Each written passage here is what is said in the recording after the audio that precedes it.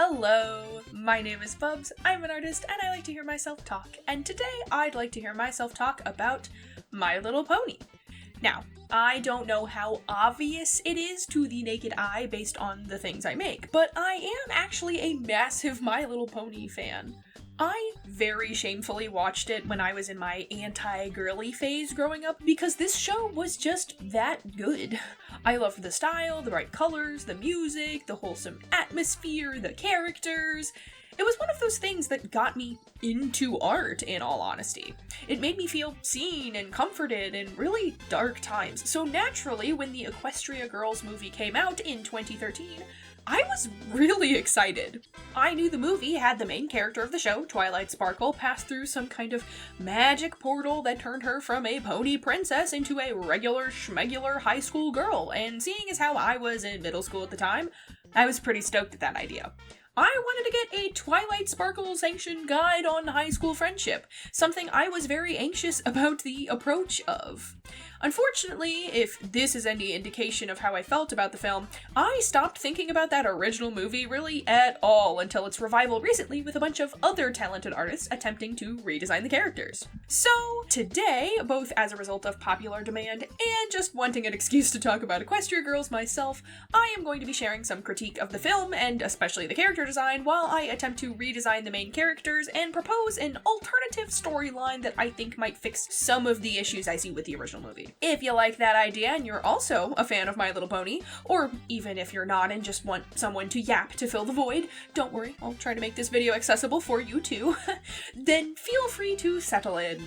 Get a drink, some snacks if you want them, and anything that you want to work on alongside me as I get deep into my yapping about this beautiful train wreck of a film.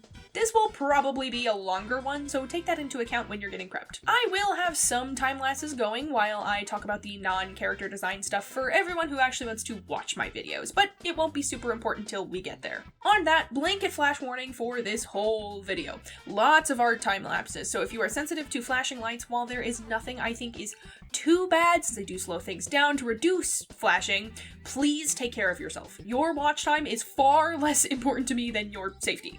Now, let's jump right into answering a very important question. What even is Equestria Girls? This is your one and only spoiler warning for the My Little Pony Friendship is Magic franchise. I don't know if you care, but if you do, you've been warned, and I'm gonna be talking about things with the expectation that you understand that. Also, I guess you can skip this video chapter if you already know the movie and the series and don't need a refresher. You will miss out on me talking about a little cartoon history, but, you know, I guess if you want to skip, you can. Geez, I guess if you want. So for those of you who are unaware of what this movie actually is, the Equestria Girls movie is a spin-off film to the My Little Pony Friendship is Magic TV series. It released between the show's third and fourth season best season, and managed to be received well enough to start its own little spin-off franchise, with 3 more movies and a few episodic mini-series, all of which were released with varying degrees of quality. For the record, I actually genuinely think that Rainbow Rocks, the second installment, is a great movie and is probably the only one that I think is a great movie for completely non-nostalgic reasons. The music is top-notch, the villains are fun, the conflicts make sense, and it's free on Tubi right now as far as I know. Just throwing that out there. Getting back to the first film, though, we follow the tale of the main character, the freshly made Princess Twilight Sparkle, as she embarks on a trans-dimensional quest. In the dead of night, some mysterious figure attempted to swap her magical crown with a fake, running off with the real one through a strange portal that only opens for a short window of time every 30 moons.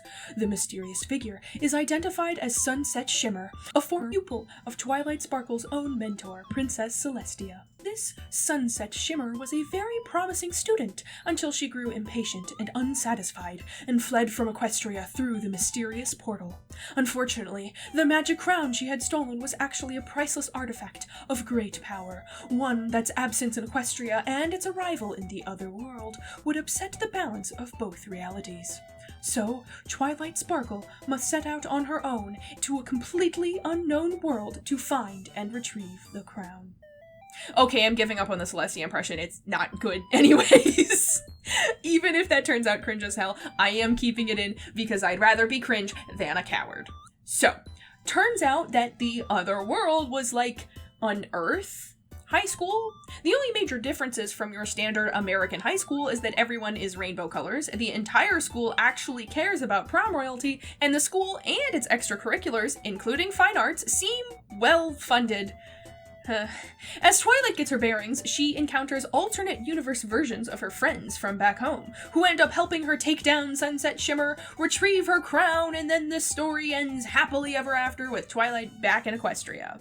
Now, the concept of Twilight universe hopping is pretty interesting to me, and while I find regular human high school infinitely less interesting of a setting than the magic-filled and extensive lore-having world of Equestria, I am always down for seeing a magical being have to adjust to living without their magic, and I think it is a perfect thing to explore in a spin-off movie like Equestria Girls happens to be.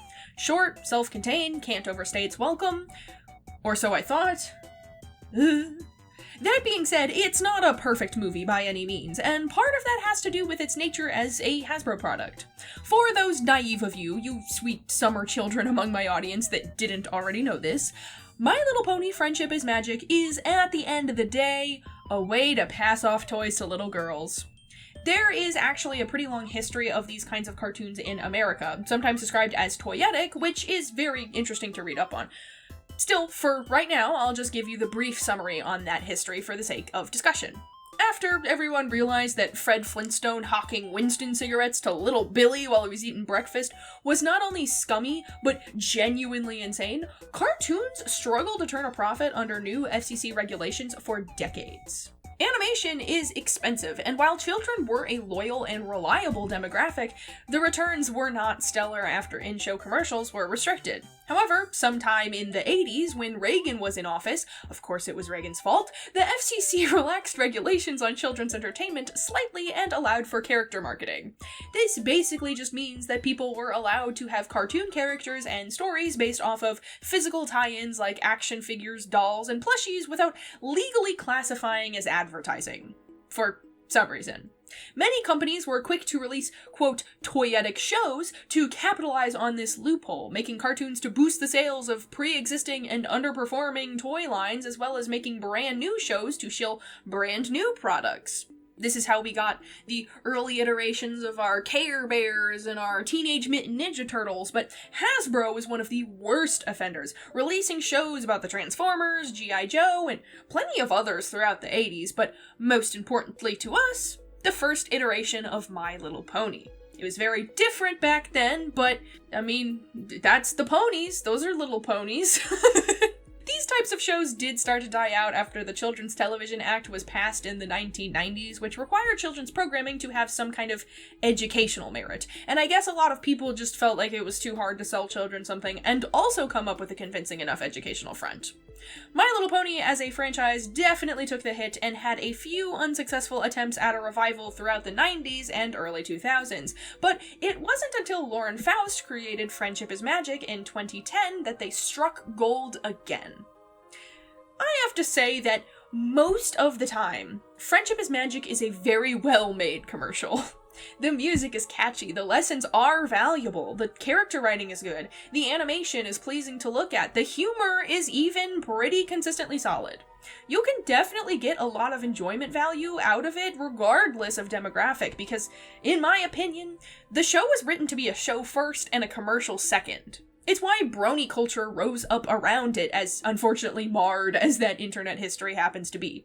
I might make a video opening that can of worms because the concept of fandoms and how they operate internally and the context of culture at large is very interesting to me, but that script is still in the half-coherent bullet point phase, so not now. Big research project for me later on. Still, it is funny rewatching the series now as an adult because I can definitely see some things happen and go, oh, they did that because they wanted to sell a new toy. Lots of magical girl transformations and dress-up sequences and stuff that, while cool, definitely didn't need to happen and frequently won't ever happen again.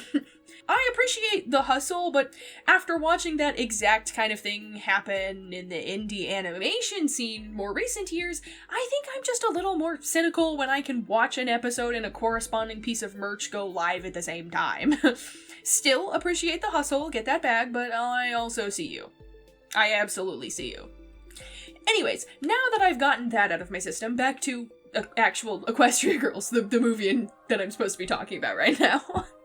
I am sure that with that context, you can understand why I believe that, in essence, Equestria Girls is a Hasbro-sanctioned, feature-length commercial to sell dolls and other merchandise to their aging demographic of girls, who are now looking forward to high school, or maybe are even starting high school, and market more traditional humanoid dolls to any viewers who aren't too keen on the pony toys. Or, in other words, people who liked Monster High. They were just trying to compete with Monster High. It is definitely the reason that the movie exists. However, I just went on about how the Friendship is Magic franchise is great despite that backdrop. Surely it's the same for the movie, right? Well, let's dive into my thoughts.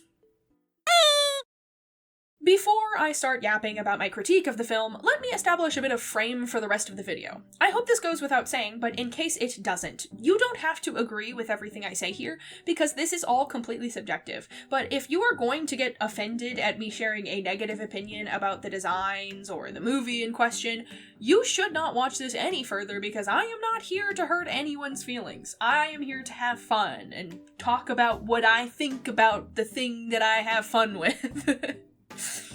I also do not intend to sit here and insult or claim to be superior to the creatives that were tasked with making the original film.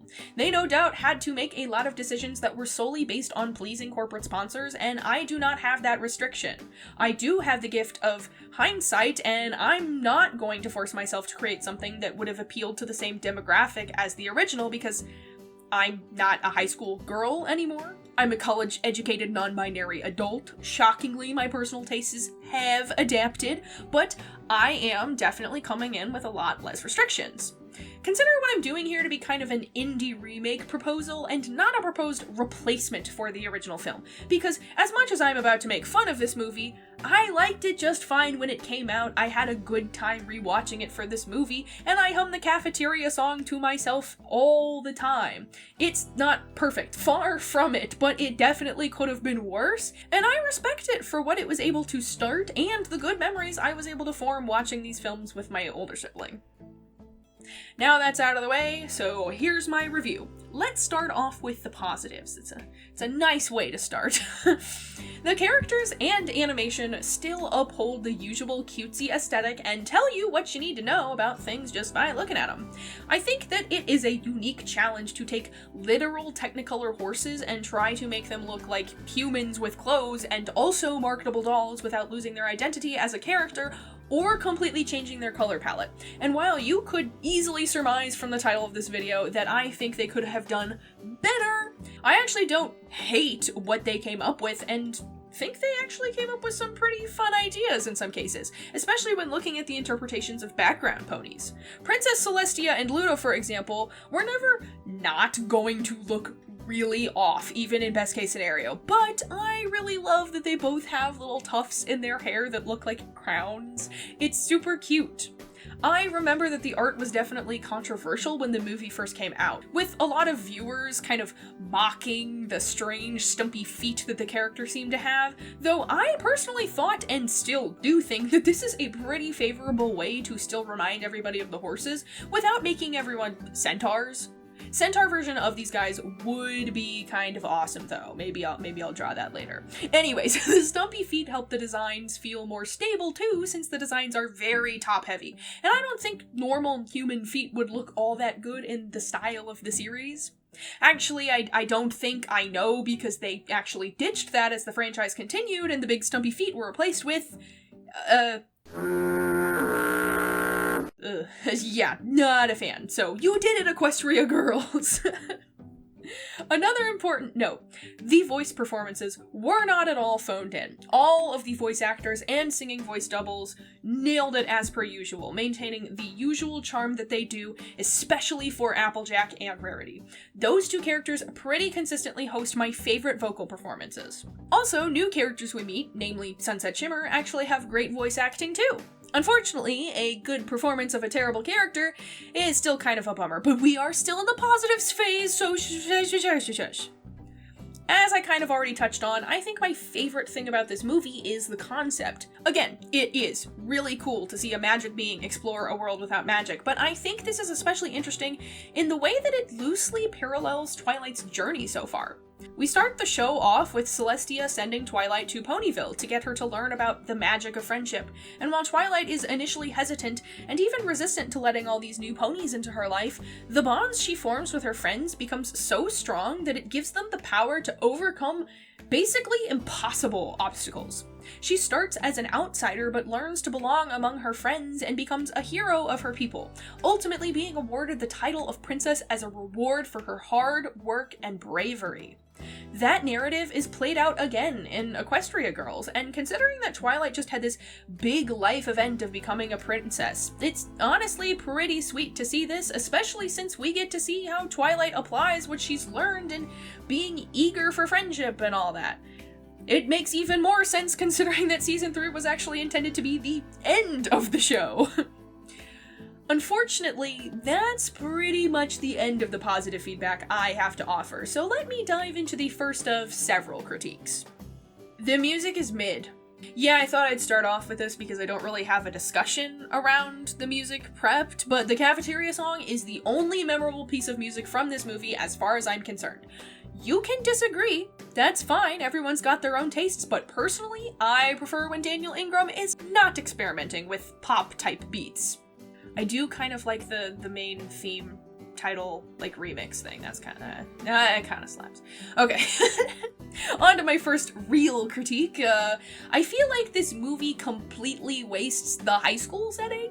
It serves as a decent backbone for the plot. The whole fall formal princess thing keeps the crown hostage to justify the movie not just being a boring fetch quest. It makes it very easy to get all of the humane six in one place, and it obviously serves as a vessel for Twilight to learn what she needs to about the new world. However, if I'm honest with myself, I don't feel like it's specific enough to the high school to justify it past the marketing.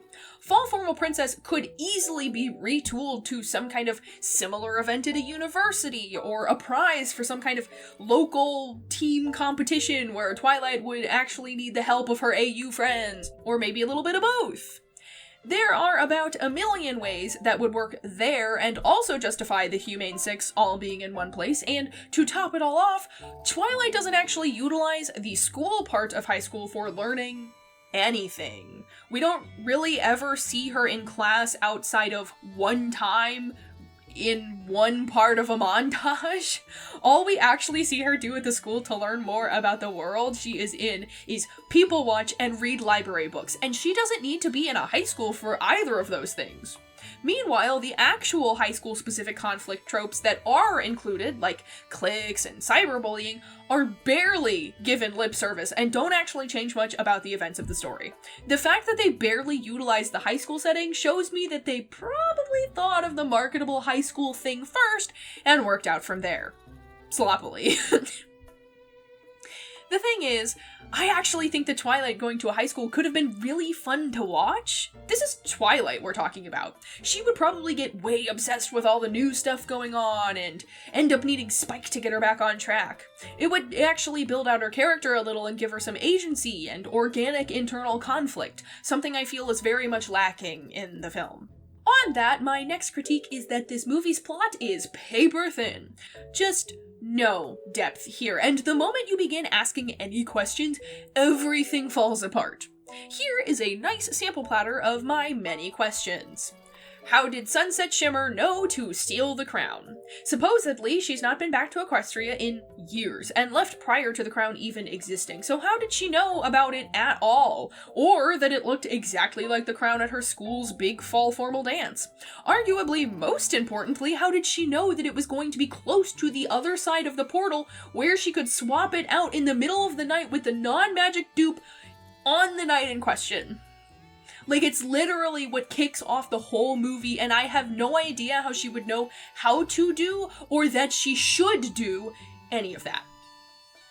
Also, what even are Sunset's motivations? She was a star pupil of the most powerful and respected leader in Equestria, pretty much, and she threw it all away and ran off to an alternate dimension that no one even knew what the other side was like because she, quote, did not get what she wanted. But what was it that she wanted? And what does she want now? Just more power? Why was ruling the school not enough? Granted, she was going to graduate eventually, but like, why not run for office or something? Why did it have to be multi-dimensional power? She seemed content for the years she was gone, so what changed? What is the deal with this alternate world in the first place? Why does it exist? Why is it linked to Equestria? Are there other alternate worlds? Why do you magically get clothing themed around your pony form upon crossing over? And considering the clothes has their cutie marks, are there destiny things here like in Equestria? Or is that just a silly little coinky-dink? How long is a moon? Why is the portal opening once, only every 30 moons, a big deal? Equestria Girls director Jason Thiessen saying that moons have, quote, no human equivalent is not a real answer. Just throw out about 30 days, or roughly your lunar cycle, or anything to give me kind of an idea so that I don't have to be so confused. Why didn't Twilight at least consider stealing the crown? Like, sure, theft might not be the most brand-friendly thing for your main character to do, and I know that apparently Vice Principal Luna put it, quote, somewhere for safekeeping, so it might not even be on school grounds, but come on, you're not even gonna put it out there as a brainstorming idea? Technically, it's not stealing, because it is her crown, plus the thing about upsetting the balance of both worlds that Celestia was talking about, so it's kind of like a pressing matter, I feel like, and if you think about it, it's really just the most efficient way of doing this and saving all of the worlds that doesn't rely on a long-shot campaign for Fall Formal Princess where you only have 2 days to work with. I hate to say this, but truly, the only reason I find the movie entertaining still, rather than actively infuriating, is because I already like the characters, and enjoy watching them do things. That, and nostalgia, I gotta admit, nostalgia's part of it. But seriously, if this was a standalone piece of media, it would be nothing more than 73 minutes of completely contrived conflicts and side quests that ultimately have absolutely no effect on the ending, and this goes for the entire main plot. You know how Twilight campaigns for Fall Formal Princess, convinces the entire school to vote for her, all so she can win the crown fair and square and head home. She doesn't really learn anything about herself or her friends or her place in the world, really, at all, because things just kind of happen to her and around her, and then in the end, Sunset just takes the crown anyways. Sunset doesn't even really do anything of consequence to get it. She just tackles Twilight, activates a little game of hot potato, and then Twilight literally throws it to her. So that was, like, all pointless. And that's the best way to sum up everything in the movie. I didn't take notes during my rewatch for this video, which is kind of unlike me, but I can still think of 3 different instances of pointless conflicts that arise and are resolved within their own less than 5-minute chunks, which is kind of laughable, no?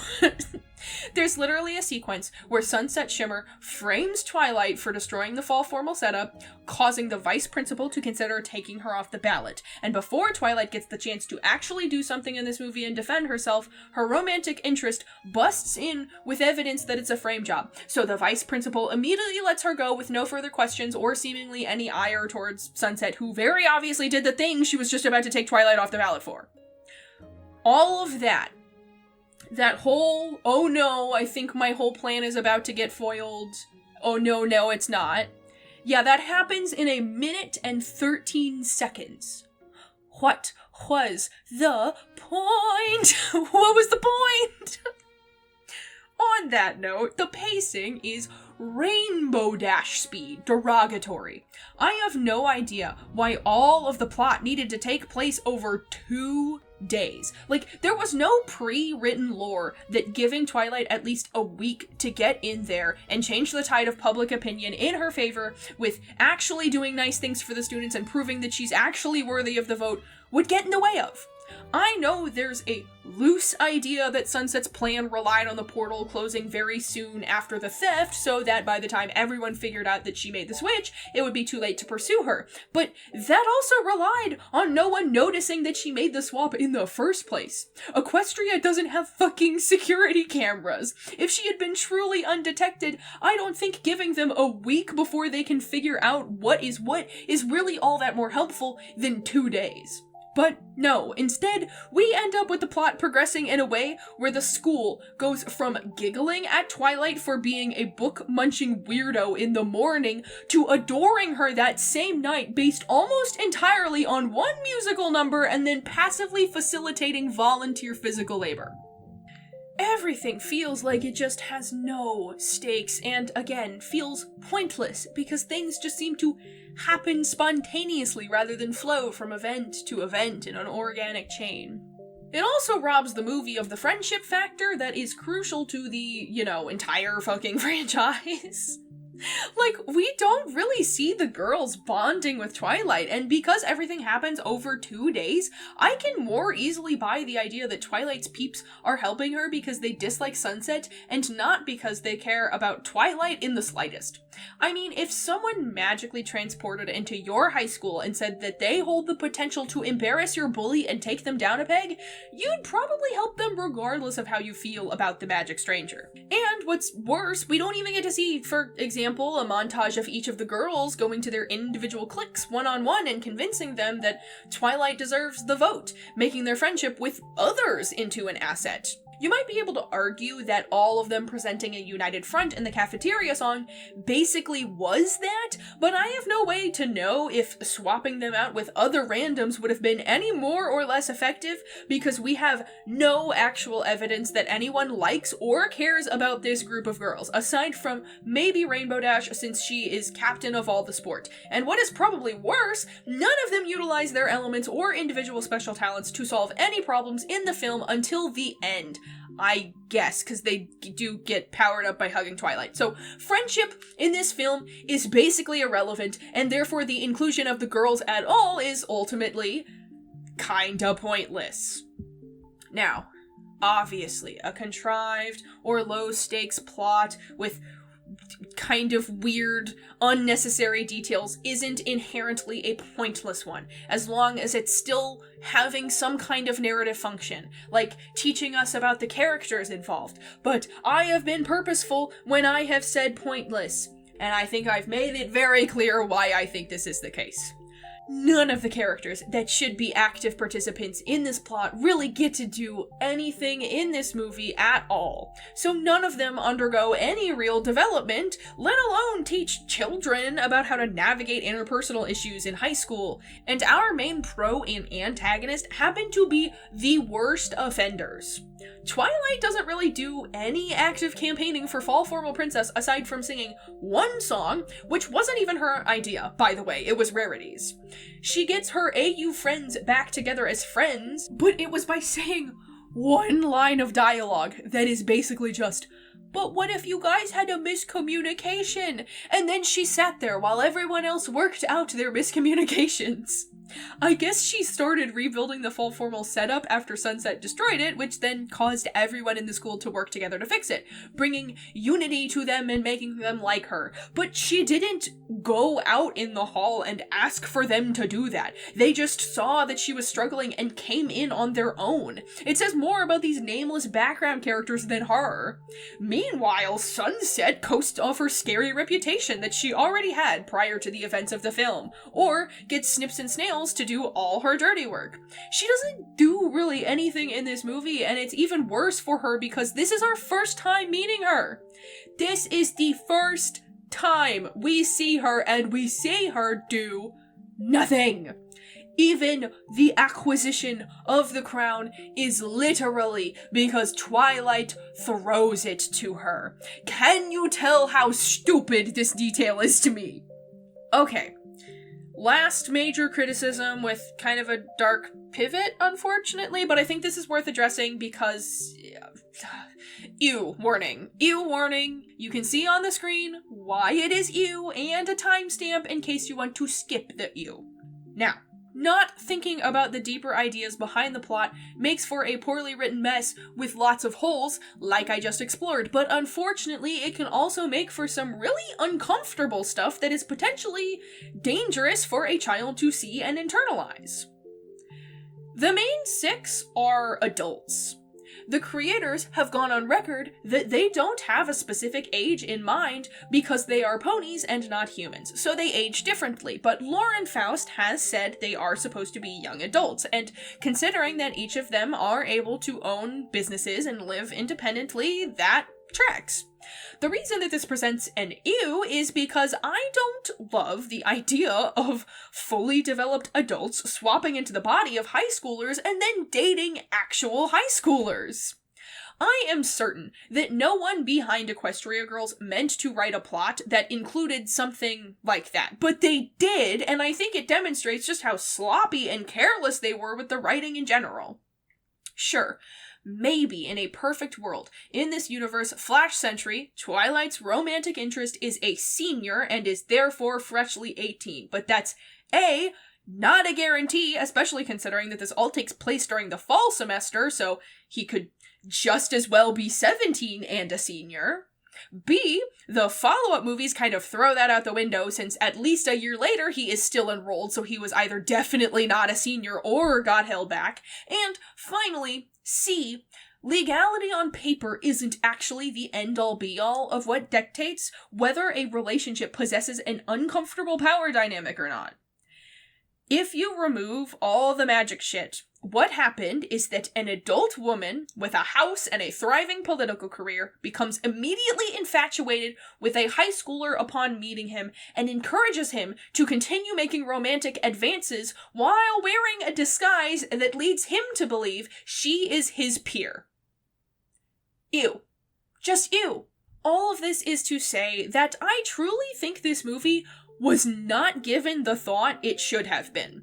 As much as I just complained about it, I really do like this movie, and I think it had a lot of potential. There are plenty of shining moments between all the nonsense that are fun and heartwarming, but this movie is one of the few parts of the Friendship is Magic franchise that feels like what people think children's media is. Surface level, dumbed down, poorly conceived, overly marketable, low effort, cash grabby. As much as I am thankful to Equestria Girls for crawling so that Rainbow Rocks could gallop, I can't deny the flaws, and I can't deny that they make me kinda sad. On that super cheery note, wow, how fun, we are going to move on to the redesigns, as well as how I would propose to remake it. Okay, we're gonna move on to the redesigns now, which is what this video was originally only going to be about, but then I rewatched the movie and had some thoughts. I should have just gone off my memory to prevent this in hindsight, but honestly, I want to do more criticism and analysis types of things in general, so maybe it's a good thing that I'm taking this as an excuse to dip my toes in a little bit. I don't want to be an art-only channel, you know? Definitely art-focused, absolutely, because I'm very passionate about art, but I'm passionate about lots of other stuff too. Like this movie, apparently. Anyways, let's start by taking a look at the lineup. I am going to be redesigning, and I'll let you know the things I wanted to keep the same and what I wanted to switch up. Obviously, I wanted to tackle all of the Humane 6 as well as Sunset Shimmer. I wasn't going to bother with Sunset initially, but I felt bad for leaving her out, especially considering how she's kind of my favorite in the later installments of the Equestria Girls films. So, just like before, let's start off with the positives. As I kind of said earlier, I think that these designs are pretty great interpretations of the ponies as humans. The designers translated the manes into actual human hair pretty well. I like the way that all of their outfits have a detail that is either exactly or heavily referencing their cutie marks. I generally like the color palettes they opted for, with all of them, minus flutters, but I'll talk more on that later. Going more into detail on the outfits, since those tend to be the controversial parts of the designs, if nothing else, I completely understand why they are controversial, and I definitely have my own complaints, but I still think that the outfits in general are pretty good, especially Twilight and Rarity's. I think this is absolutely something that both of these characters would wear day to day to class. I'm of the opinion that most of the outfit designs only get worse as the movies progress, which is kind of obnoxious, but in this first movie, I feel like I can get a pretty good feel of all the characters and their personalities just by looking at them, and they are all pretty aesthetically pleasing. While this doesn't matter much for my goals in the redesign, they definitely all look like they'd make for some really cute dolls, I can't lie. On to what I'm not such a big fan of. Let me once again acknowledge that some of these criticisms are going to more or less ignore that Hasbro wanted designs that were optimized for becoming dolls before anything else, which most likely informed many design choices. First main issue is obviously that all of them are literal carbon copies of one another as far as their base model goes. Same head, same body, and almost exact same face, with the only real variation being the eye shape. It's always just felt a bit uncanny to me, if I'm honest. This is definitely the case with the pony versions of these characters too, but if you ask me, it is far easier to get away with that with non-humans than humans in the world of design, and while part of it has to do with real-world equivalence, I think a lot of it is actually to do with the silhouette issue in this particular case. I think a great point of comparison is Twi and Rarity, since they are both unicorns. Their pony forms have very distinct silhouettes, and it's not just because I'm cheating because I couldn't find a very similar pose. Twilight's ears and horn are very visible since her mane is very flat to her head. The shape of her neck is less obscured than it is for Rarity for the same reason, and the tails do a lot of heavy lifting in making them very different. The loss of the tails are very much felt when you pop over to the human designs, along with the hair being more similar in length and shape despite the different textures, and the clothing having a very similar silhouette too. I'm not saying that they aren't different, of course, just less different, which feels a little silly considering the many new details they have to work with. Honestly, if they had literally just given them different hairstyles, instead of everybody having the same kind of just long hair on their head with no updos or ponytails, which, come on, they're My Little Pony. Why, not even one ponytail? It would have been much better. Or they could change this next thing that I'm going to complain about. I understand that these are all doll designs, and I'm sure a lot of people who like dolls like pretty, super girly clothes for those dolls. But why do they have to all wear a skirt, and specifically a short skirt? Like, it makes perfect sense for Rarity, it doesn't seem out of character for Pinkie and Twilight, but the other half? Ugh. I feel like Flutters would want a longer skirt at the very least, both because she feels more like a modest girly to me, and because she spends her time with stray animals. Like it or not, sweet woodland creatures and even most pets often have claws, and that can hurt your bare legs whether they are trying to scratch you or not. Dash just feels like one of those anti-skirt kind of folks, though whatever, it's an athletic skirt, I guess. I still think she'd wear shorts or even leggings, not those ones, but I guess I can let it slide. Still, I cannot be convinced that Applejack prioritizes fashion over practicality in her everyday life. She cannot do physical labor in a fucking denim skirt that is genuinely the least optimized type of skirt to be doing anything in, because they don't flow like other fabrics might and will actually restrict your movement. And if she needs to kick her leg up for any reason, it is so short that she's gonna flash everyone. At least they gave Dash some shorts to go beneath her skirt. AJ looks country, she fits the bill, but it's still kind of out of character, no? The last major gripe that I have is the unnatural skin tones. It is always a point of contention with everybody that does stuff like this, I know, but I just don't think that they look that good, and I am so confused on why they went with this based on what they were trying to go for. This is because, firstly, it's not actually just a one-to-one pony fur to human skin color thing. they make all of the flesh a little desaturated or washed out, or very desaturated and washed out if you look at some of the other ponies like Luna. Like, how did you whitewash ponies? Why did you whitewash ponies? And I really have to wonder, if you weren't going to copy the same colors over exactly, why even use them in the first place? Clearly, you didn't think that a perfect one-to-one palette carryover was going to work for what you needed. So why didn't you just commit to doing different colors? Secondly, I think it is important to note that everything else in this world is definitely supposed to just be Earth, and these are supposed to be regular schmegular, non-magical human beings. While you can definitely get away with the rainbow hair colors since you can at least dye your hair pretty easily, I just feel like the rainbow-colored body thing feels super out of place, especially considering that some of the ponies just so happen to have believable human skin tones already as their fur color. So when you see one of them and then fucking dash, it's just weird. It's weird to me. On a more social context level, though, I just think this is a major bummer, considering that this was a perfect opportunity to add some diverse representation to this franchise. I think that when people think about representation in media, there is this idea that it's about relatability. Like, a black character is inherently more relatable to a black person, or a gay character is inherently more relatable to a gay person, so on and so forth. But I think this misconception is actually a bit harmful, because it basically posits that you can't relate to a character as much unless they check all the same boxes as you, which is obviously ridiculous, but also unfortunately sounds like an excuse a shitty animation exec would use to not make a diverse cast. To me, representation has actually got way more to do with feeling seen. I do not feel a sense of kinship with every single bisexual character out there, because not all of them are like me just because they are also bisexual. But it does make me feel validated that I can see portrayals of people that share an identity with me that don't have to revolve around hate crimes. I bet that there were little girls of all shapes and sizes and skin tones that really loved this show, and this movie was an opportunity to show them that they are seen by the team behind it. But instead, we all got rainbow ponies. Pale rainbow ponies.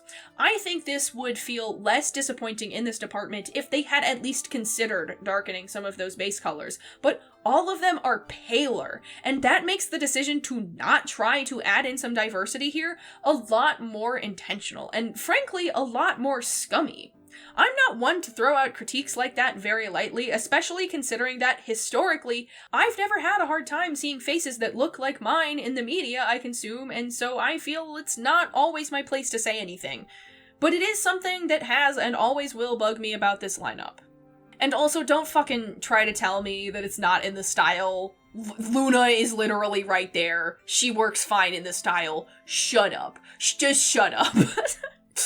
I've been oddly serious at parts of this script, and I don't mean to brush these things off with, like, a joke and a giggle, because they shouldn't be brushed off, but I just like having a lighter tone overall for my videos, so let's get back to that now. With all that in mind, for the character designs themselves, I had 3 main goals. Make them have natural human skin tones that suits them, in my humble opinion, make them have varying body and face shapes, and make the clothing and hairstyles better match their individual identities, with the latter 2 goals hopefully addressing the silhouette issues. For the record, I already really like Spike's actual design and didn't have any changes besides a recolor, so this is probably how I would change him to make him look like a normal dog. Take it or leave it, I don't know. I guess since I'm keeping all of the rainbow hair, technically his fur is hair, so you could even imagine the Spike that was in the movie would work in my meta. While I'm starting the redesigns, I'll go ahead and give my loose rewrite concept, because I spent a lot of time thinking about it, and I'm forcing you to listen. Please listen. Don't worry, I'm going to talk about what I'm actually doing once I get to, like, the actual line art and colors and stuff. We're just sketching right now, so it's fine, it's fine. So, rather than having Twilight run for some kind of an honorary title for a high school dance, I'd instead have her run for student government at a small, prestigious university. I feel like bumping them up to college would make the outfits and independence of the characters make more sense than them all being high school students. It also would obviously make a potential romance between Twi and Flash Sentry significantly less creepy. In my brain, there might have been a cute tradition where the person who wins the presidential seat gets the crown because Canterlot University had some ties to royalty way back when. Anyways, Twilight shows up and this time has only a week to convince people to vote for her and get the crown back once again, which is obviously a very difficult task. However, she quickly finds her AU friends and learns that they all have negative opinions of one another, but even stranger, positive opinions of Sunset. It really got on my nerves how frequently Sunset was described in the movie as a manipulator, despite no one trusting her. How can you stab backs when no one is presenting their back to you? Like, anyways, to fix this, I thought it would be interesting if Sunset fabricated conflict and then stepped in to solve those conflicts, which may or may not be a war crime depending on the context there, diminishing others' reputations to bring her own up. As such, pretty much everyone genuinely likes her, but Twilight, both knowing of Sunset's thievery and knowing her friends are destined to care for each other, sets out to undo this. Maybe she also witnesses Sunset do something underhanded so that she actually has more evidence to go off of. Her friends are reluctant and even averse to the notion that Sunset is a bad person at first, but Twilight earns their trust organically by going out of her way to do nice things for them and help them. Basically giving her a Rainbow Dash soccer scene, except more meaningful and for all the humane folks. This takes her focus away from campaigning, much to Spike's dismay, but she insists on focusing on this friendship problem because she believes that this mission would be incomplete if she retrieved the crown and went home knowing that people, especially her friends, were still all being manipulated by Sunset. Maybe Sunset would no longer have possession of the element of harmony, but that didn't mean she couldn't still hurt people.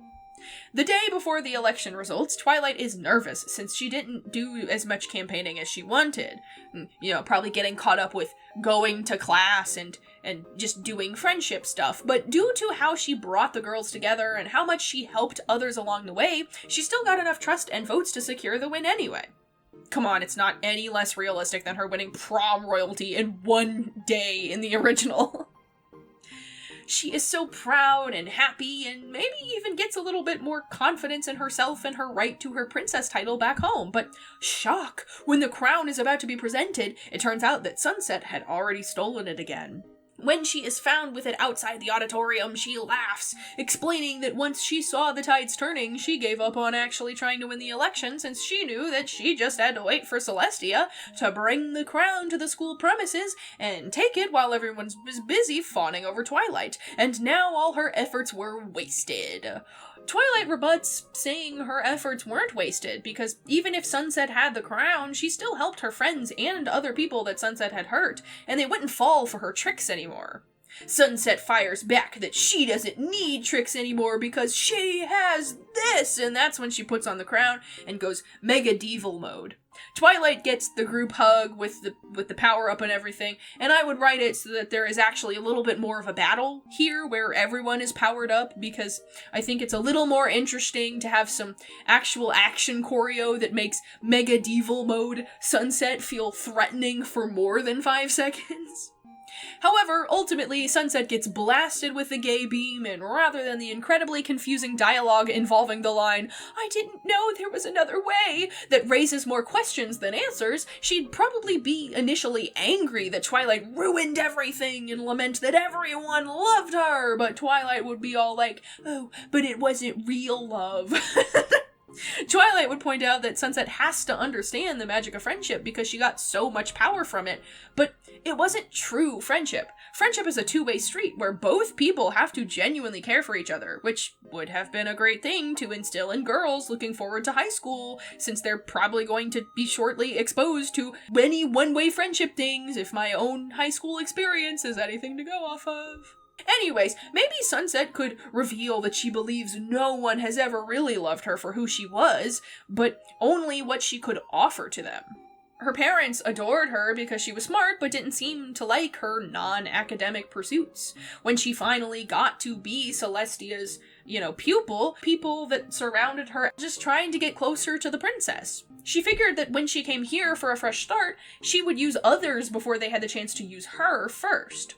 I also think that she would run away because she got her heart broken, like maybe a guy she liked innocently but stupidly asked her to put a good word in for him with the royal guard, which she interpreted as yet another person trying to use her as a means to an end. Maybe that guy was even Flash Sentry to give him real plot relevance and make him feel less completely out of nowhere. Regardless of whether the interpretation should be that she was just assuming that this was other people's intentions, or if it actually was some people's intentions, I think this gives a more reasonable basis for why Sunset does the things she does in the movie, including coming to the entire other dimension in the first place. Then, of course, the girls would, despite feeling hurt, express to Sunset that they did genuinely care for her and still admired many of the things she did for them and the traits that she seems to show, even if it was under false pretenses, and it would convince Sunset to accept a redemption arc. Things would be tense, but looking up, and then Twilight would have a Cinderella moment where she realizes it's nearly midnight, and then she runs off to the portal after some rushed goodbyes. The end. Hopefully that was able to buy me enough time in editing to get through pretty much all of the sketches. It's time for the individual commentary now. This is a good time to mention that I did attempt some kind of odd middle ground between my usual style and the show's art style because I thought it would be kind of fun. And I feel like I've also seen other artists do that in their own videos about redesigning the Equestria Girls.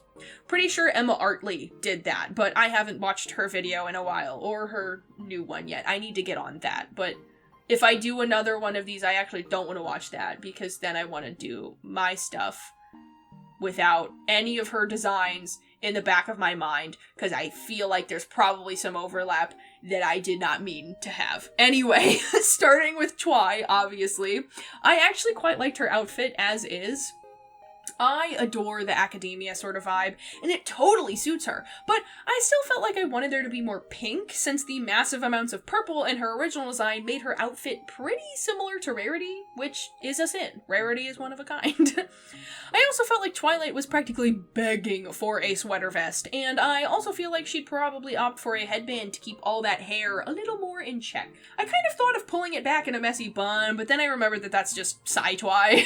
For her skin tone, and this is something that I tried to do with all of them, I started with her actual base color as the undertone for it, and then just kind of went with whatever level of melanin that I thought looked the most pleasing with the rest of the pre-chosen colors. All except Dash, because she looked ghoulish and sad when I tried to give her, like, blue undertones, but we're not there yet. Still, I wanted Twi to have some purpley undertones so that it would still feel like Twi, if that makes any sense. And there she is. Let's quickly get our antagonist out of the way too. I'll be really honest, I was not necessarily the most inspired when it came to Sunset, other than I felt like most of her design was like almost there, but was just barely upsetting to me. I wanted to really make her look more like the edgy biker punk type of gal that they were clearly trying to go for, so I went with some ripped jeans and some dark makeup and a choker because that's edgy. The major thing I wanted to tackle was the hair. I do not like the hair that she has in Equestria Girls. I think that they were going for fire or something because she was going to go mega devil mode later, but the clothing colors do not play nice with it, especially the magenta, which is a bummer since that palette actually reminds me more of a Sunset than her hair. So, I really just tried to go for a very subtle red to orange gradient, kind of like you see in Sunburst's mane and tail. I think it makes it work better whether you want to interpret it as fire or as the sunset, and it also makes it easier to make a cohesive color palette. Also, you can get mad at me all you like for taking away her ketchup and mustard hair, but just remember that Hasbro also realized that it was a mistake. Anyways, the last thing of note is that I wanted to have her cutie mark on there, so I I copy and pasted it onto her pants because it was the last one I did and I was really tired. I did make sure though that it was faded. I thought that it made sense considering she had been in the human world for so long and maybe she had lost touch with her pony identity quite a bit and by extension her cutie mark. I don't know if that makes sense, but it's what I was thinking, so yeah. Moving along to Flutters, I like her design the least of all the original designs. Most people rag on AJ the most, which, okay, that's fair. But Flutters just doesn't feel like Flutters with this whole thing, even though it is really cute. I just feel like it doesn't tell me that she's this tree-hugging nature lover with crippling social anxiety. As I mentioned previously, I feel like she'd be far more modest in her dress, both to protect her skin from any pokey claws and talons and teeth, and because she doesn't want to be perceived. So, a big, simple, non-form-fitting dress and cardigan felt like it really matched her. I also gave her back her extra long Disney princess hair. The whole thing about her is that she uses her hair to hide from people, and one of her distinguishing features as a pony is that she has way longer hair compared to the other girls, so I wasn't the biggest fan of the decision to chop a majority of it off. Lastly, I just felt like the green they used really should have just been the teal color from her eyes and cutie mark, so I went for that instead. I did struggle on the colors because I couldn't tell if it was too simple, or not simple enough, or too saturated, or not saturated enough, but I honestly like what I settled on even if I prefer the other redesigns. Next, let's visit AJ. For AJ, I actually had a vision pretty much right away, and it's because of my own college experience. I wanted to have her wear overalls, except the top part of the overalls is unlatched and is kind of just hanging around her waist. It's actually something I saw a fair amount during my time in college since my degree program involved a lot of agricultural labs. You'd see a lot of people just off the farm flip the overalls down if they didn't have time to go change, especially if it was a warmer day, and it was even something I did a couple times. Also, if you're wondering how they didn't just slide down your legs when you didn't have the little straps over your shoulders, the answer for me was wide hips, so I made sure to give AJ a bigger hip area too. Besides, as a nice homage to how her pony Sona is big on the kicking thing, I also gave her lots of freckles and pulled her hair back into a long braid because why wouldn't I? Finally, she was one of the girls that I really wanted to push to have a different body type, specifically making it much more bulky and athletic. She's a farm girl. She's not gonna be able to get all that work done if she's twiggier than the branches of her apple tree. Next up, we have Rainbow Dash, and I was actually surprised with how much I liked what I came up with. She used to be my absolute least favorite of the main six, until I got older and the haha so random stuff with Pinkie started to wear thin, and her squeaky voice went from cute to grating. That being said, Rainbow was originally on the bottom because I actively disliked her, and not because I just liked her less than everyone else like Pinkie now. Anyways, Rainbow's original design is surprisingly not that busy considering the literal rainbow hair situation, which I, of course, tied up into a ponytail, more appropriate for sport in my rendition, but I still feel like it's a little busy. I wanted to take that dark gray from the shorts under her skirt and make that the main color of her outfit, since large areas of neutrals tend to play better in designs where there are a lot of colors going on elsewhere, in my experience. I also gave her a Letterman jacket because, duh, gave her a nice tan because she's probably out in the sun a lot to play sport, and I threw in the cute details of a knee brace and a band-aid to further hit home the whole sport player thing. Since I just mentioned Pinkie, I guess we should do that one next. Pinkie is probably my absolute favorite design out of all of them, and I think you can tell that I had the most fun here. I was really inspired by Equestria Girls, if I'm saying that right, though I didn't end up committing to it as much as I like. Super girly maximalism in fashion is just not something I really have a great mental bank to pull from, but I definitely still push myself to incorporate aspects that I really liked from the pictures I saw. There's apparently a subculture within Equestria that is all about pink, so I had a lot of potential inspiration even if I chickened out of some things as I continued working with her design. I landed on sticking a bunch of confetti in her hair because that was both really cute looking and totally in character for Pinkie, and I also covered her cute stripy crop top with bows. For colors, I wanted to come to bat with more of the blue to prevent Twilight from having too much crossover after making her more pink. Plus, blue and pink look great together. I think that I found a balance that helped the pink pop even more, actually, but maybe I'm biased because I like how it looks, and I'm just making up excuses for why it might be good. Finally, last but certainly not least, we have Rarity. Rarity actually is interesting, as she took me 2 tries. For all these designs, I did a little research into the aesthetics I liked for them, made a mood board of stuff I liked, and had it open while doing sketches and color picking and all that good stuff. And while they all got little tweaks along the way as I changed my mind, Rarity was the only one that I pretty much finished before I realized I hated it. As I wrote on my canvas, she was giving Doctor more than anything, specifically Pokemon Professor, and I couldn't let that be what I gave to Rarity. She deserves to look extra fabulous, so I started again, this time really pushing her to be elegant.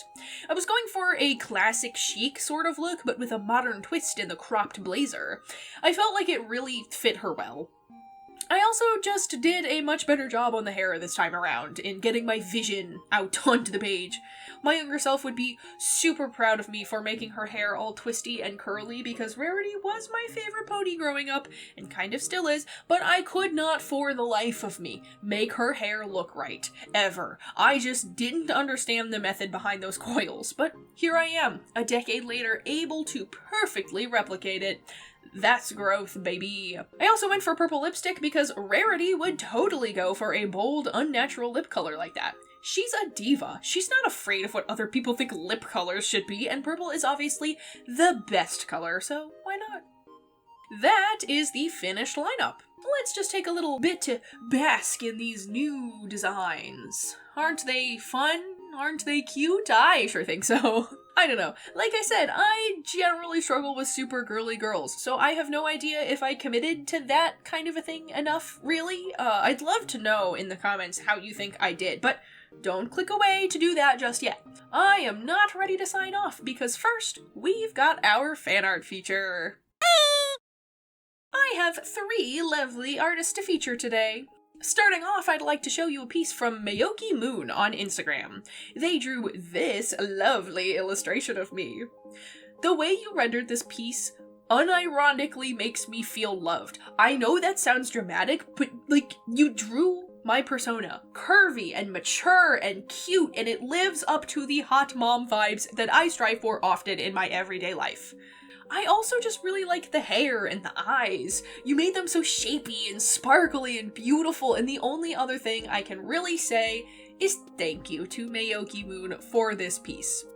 Next up, some art from JTad on Blue Sky. He took it upon himself to draw some fan art for the redesign I did of Blissey in my last Redesigning Pokemon video. Despite liking the designs myself, I genuinely never expected to get fan art of them, so this was honestly super cute to see. I also really like the very clean line art you used to render it. It definitely makes it feel more like an official design somehow, and the shading you've done here is really pretty. I also love the little background you did where she ended up feeling kind of celestial, which is definitely what I was going for with my redesign, so I feel validated. Thank you so much to JTad for this piece of fan art. Last but not least, we've got this piece from Pawworm, also over on Blue Sky. I really like this piece of art because it's very cartoony, kind of on the same level as my cartoony style, but it's cartoony in a completely different way than mine, if that makes any sense at all. But I just think it's cool to see how stuff like that works. I admire the dedication to have the My Little Pony-esque line art where it's all just a slightly darker color than the color it surrounds, and the expression and thumbs up really show off my gremlin energy.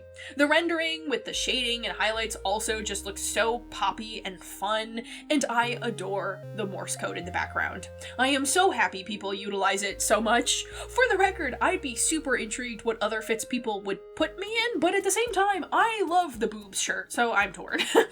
Anyways, thank you Pawworm for this lovely art. Links to all of these lovely artists are going to be in the description as per usual.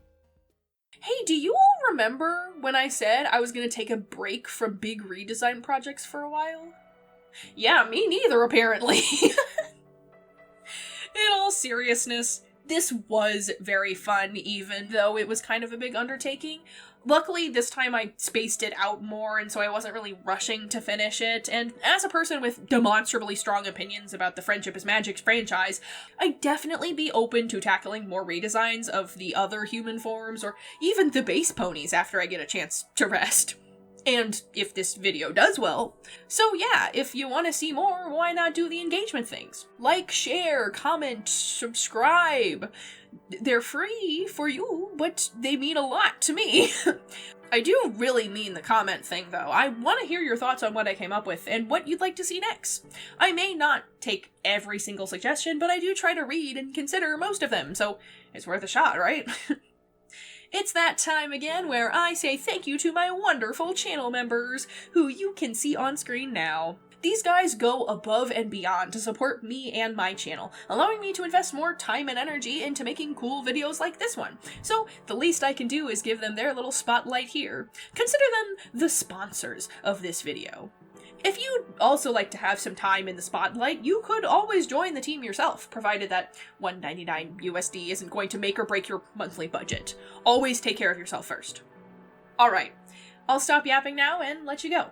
Thank you for watching this long, and until next time, drink water, take breaks from work to stretch often, and most importantly, remember that you matter.